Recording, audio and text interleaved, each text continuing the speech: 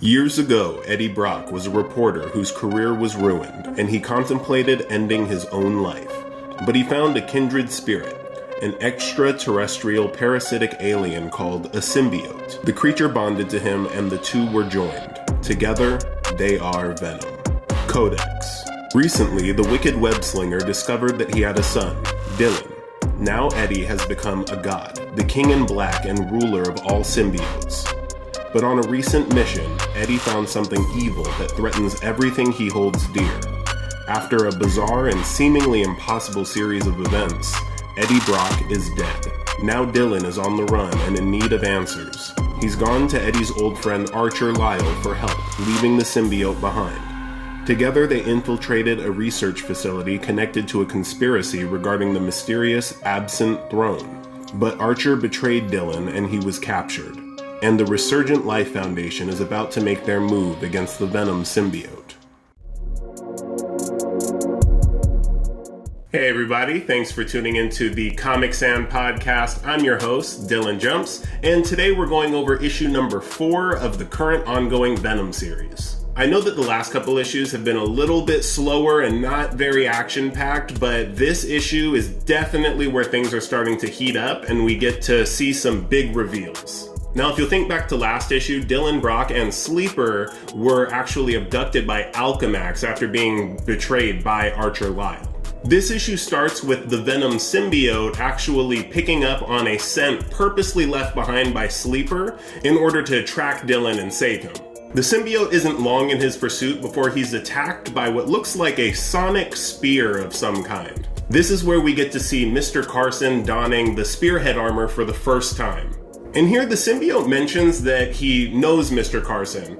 And as far as I know, Mr. Carson is a completely new character, so what I'm assuming will happen is we'll see a backstory later on showing how Venom has maybe interacted or affected Mr. Carson's life in the past. Spearhead doesn't seem to be in the mood for talking though, and we shortly see how devastating his weaponry can be against Venom. Meanwhile, we see Dylan Brock being held captive by Alchemax is being experimented on, and it doesn't look pleasant.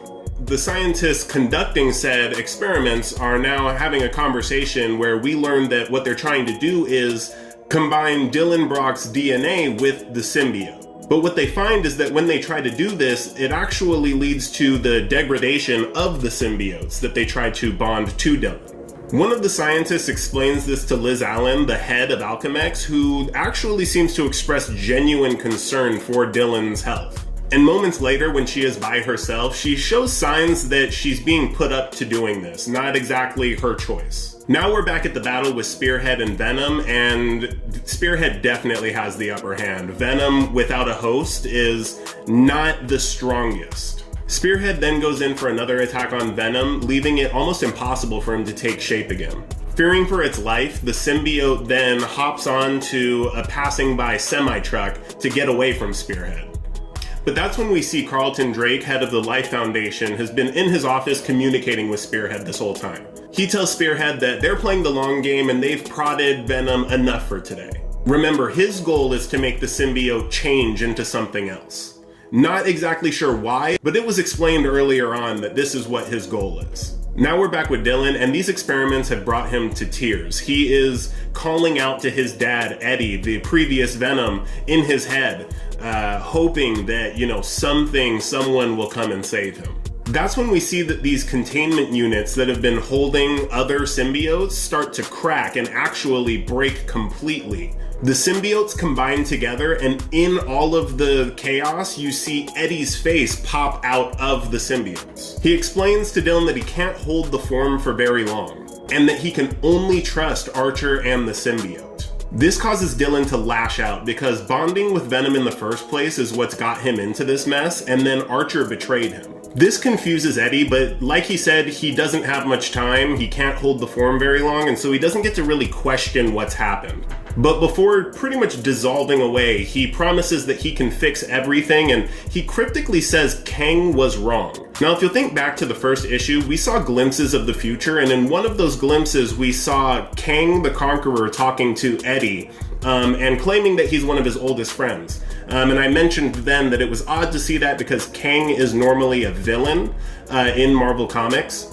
And if you've watched Loki on Disney Plus, you've seen a version of Kang played by Jonathan Majors. That version of him, I believe, is Immortus, although they never refer to him as that name.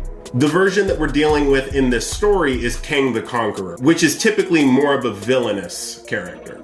And he looks like he's going to be playing a big part in this Venom series, which I'm interested in seeing. Now we see that the symbiote has hopped off of the semi-truck and is making his way closer and closer to the lab. At least that's what we assume.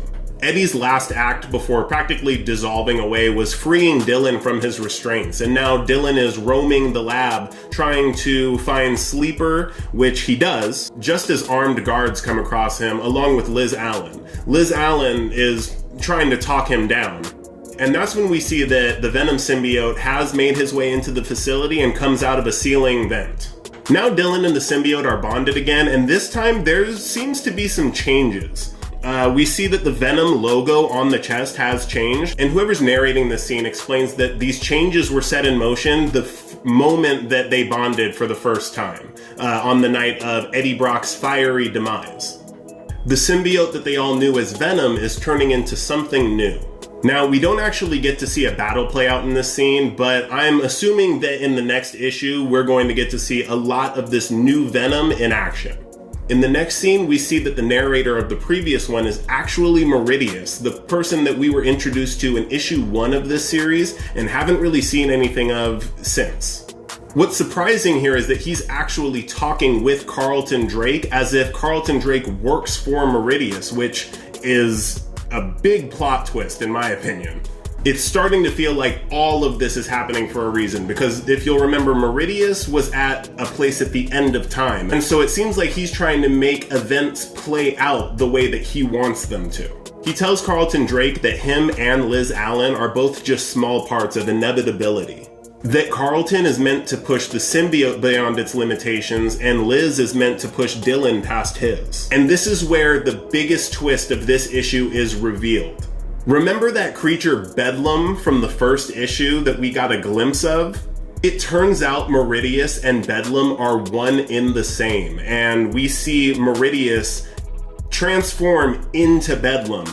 And might I say, Bedlam is a monster of a creature and just huge. I love that they put Carlton Drake in this image for kind of size reference, because he looks crazy, and that was definitely not one of my predictions. I did not think that Meridius and Bedlam were the same creature. Seems like one is more person and one is more creature. This is where the issue ends. If you can't tell, I'm really excited to see what happens next. I'm almost positive that this new Venom and Bedlam are going to come across each other in the next issue, and if so, it's sure to be a huge battle. And while this issue definitely still has left us with some questions, or left me with some questions, I'd say that as opposed to the last 2 issues, it also did a good job of answering some as well. Or at least revealing some, some big plot points, like Bedlam. And with all that being said, I don't really have anything to predict at this point, other than what I had said about Venom and Bedlam finally coming into contact with each other, and we'll see how that goes. Like always, I just want to thank you for watching and keep on keeping on.